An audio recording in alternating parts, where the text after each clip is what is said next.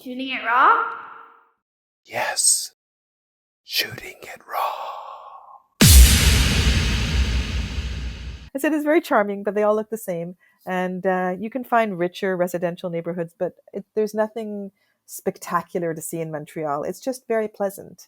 And, I suggested that they might want to see the botanical gardens or something like that, but they'd already seen the major touristy sites and they were looking for some charming holes. And I was like, this is what it is. It's cafes and shops and houses that have winding stairwells out front, and that's it. Yeah. And they seemed quite disappointed. But for me, this is fine, Yeah, no, It's, I agree with you. yeah. I agree with you.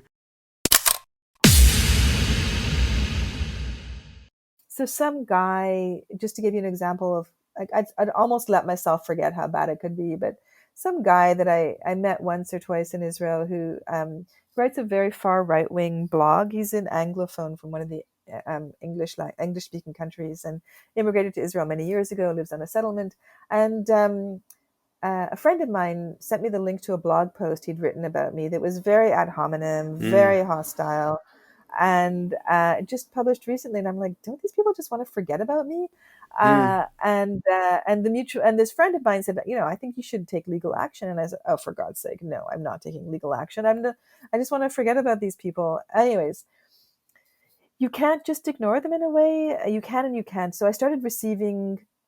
If I hadn't known about this blog post from my friend, I wouldn't have known what the source of the emails was. But all of a sudden, I started receiving incredibly horrible, aggressive emails with like rape threats and hate, and my skin is quite thick these days, and I just I don't respond or acknowledge that I've received them. But you read that stuff and you're like, really, like there's a global pandemic and there are environmental issues and political issues, and at the time the election in the States hadn't yet been settled, and I was thinking, this is what's on your mind, somebody who hasn't lived in Israel since 2011, who once wrote things with which you disagree.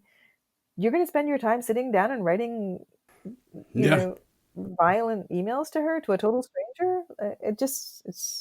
But I wouldn't want to put my toe back into it's that obviously cesspool. what an idiot. What an idiot. Yeah. We've been talking about an hour, right? Went fast. So the question is, how do you do this kind of work? Because you have the kind of the motivation is inside you, and you're self-motivated. Mm-hmm. Actually, what's emerged a little bit is that it is psychically draining, and it is quite it's very, very, it pulls something out of you that is that most people don't want to kind of entertain, let alone do, like specifically. So then what can you give to people listening to this as advice to say, well, this can help you pull through? You know what I mean? Like what for example, what re-energizes you?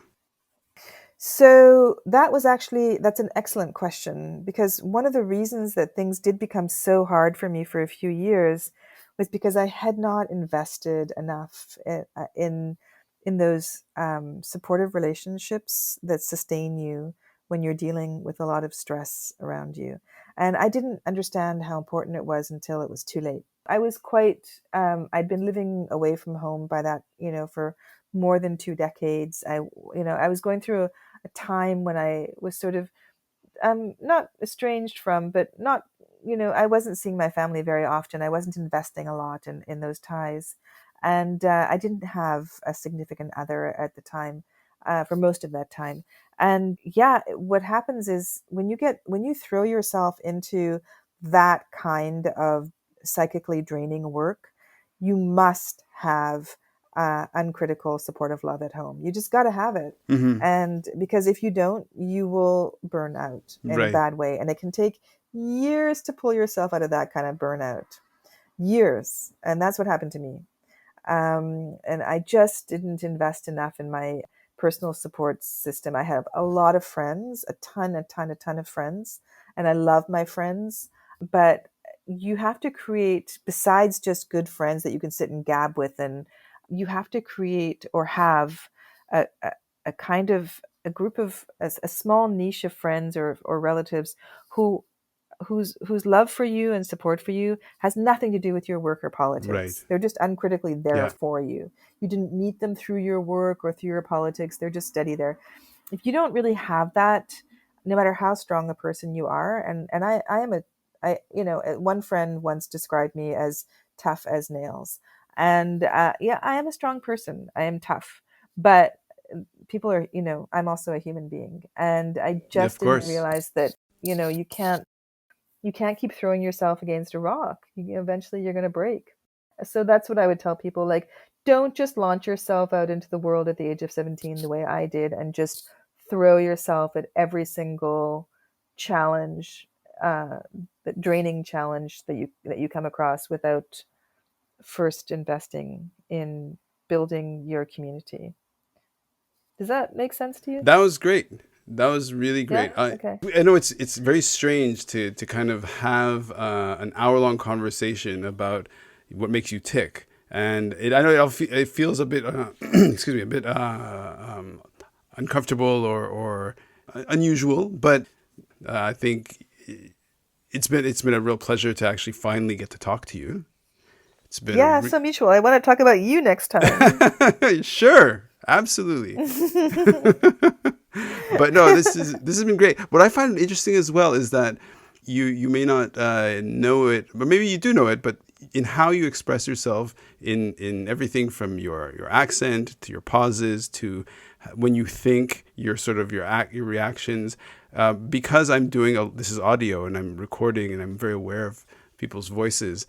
I can hear, and you can take this as a kind of a comforting little hug, that I can hear some common tones and notes in your voice and in Adina's voice, which is really sweet. That's Really, nice. like I really like it's that. really Yeah. sweet. Even how you said that's nice. Like, it's like there's a cadence. There's a it's it's there. Which is I find very which is very beautiful.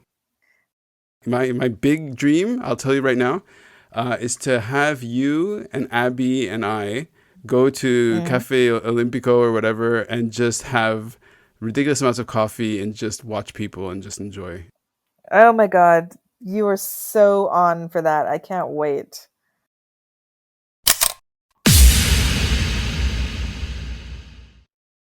So, is life really a gift? Really? Can you make every second count? That's the whole point of the podcast. So, if you like what you've seen and you're inspired, because that really is my mission, then please give it a like, subscribe, and share. Shooting it raw? Yes, shooting